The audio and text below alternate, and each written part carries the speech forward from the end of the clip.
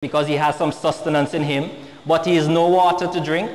There is no food to eat in the scorching sun, in the wilderness. So he will live for a while, but he will be tormented until he dies. That's what happens in the lake of fire.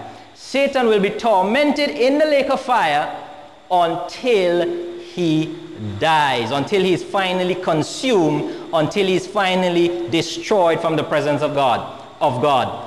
Now the phrase forever and ever in the Bible means as long as life lasts. And that is why, remember, God promised Lucifer, I will bring forth a fire from the midst of thee, it shall do what? Devour thee, and I will bring thee to what? Ashes upon the earth in the sight of all them that behold thee. All they that know thee among the people shall be astonished at thee. Thou shalt be a terror, and never shalt thou be any more.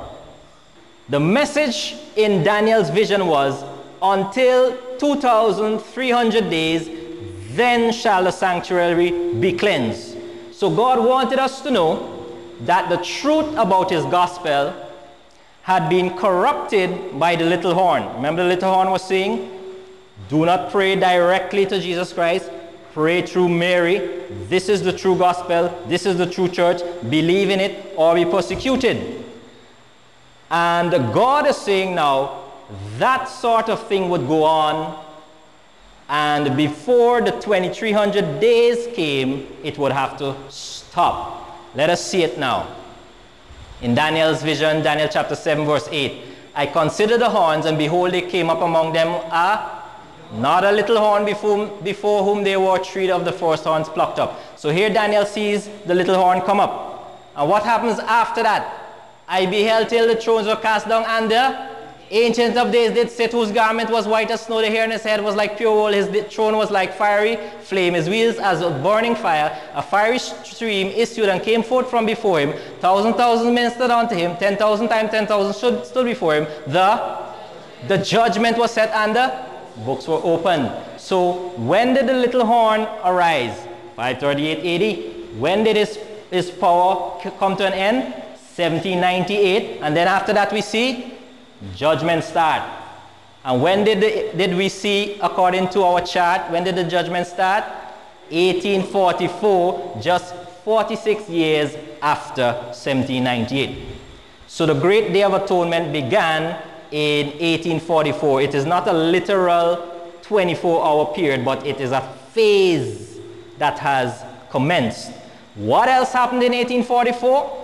The fullness of the preaching of the everlasting gospel was restored. Remember, during the 1260-year period, the papacy did not allow other people to believe that they can pray directly to Jesus Christ. You had to go through the priest, you had to go through Mary, you had to go through the papacy. Only few people had the truth that they had to pray directly to Jesus. In the early 1500s, Martin Luther, a Roman Catholic monk, discovered by reading the Bible that you did not have to go through the papacy, you did not have to go through Mary, but the just are saved by faith in Jesus Christ.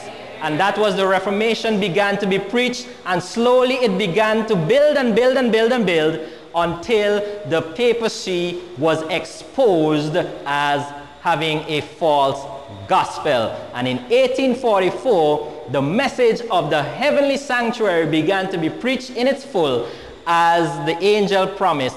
How long shall this desolation of God's sanctuary in heaven continue?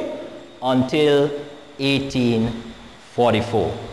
So God wants his people to announce the second angel's message. Babylon's gospel is fallen.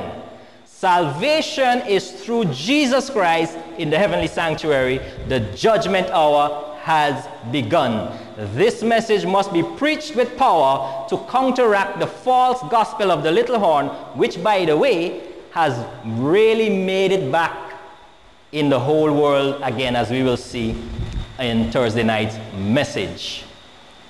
And so the second angel's message is, Babylon is fallen, that great city.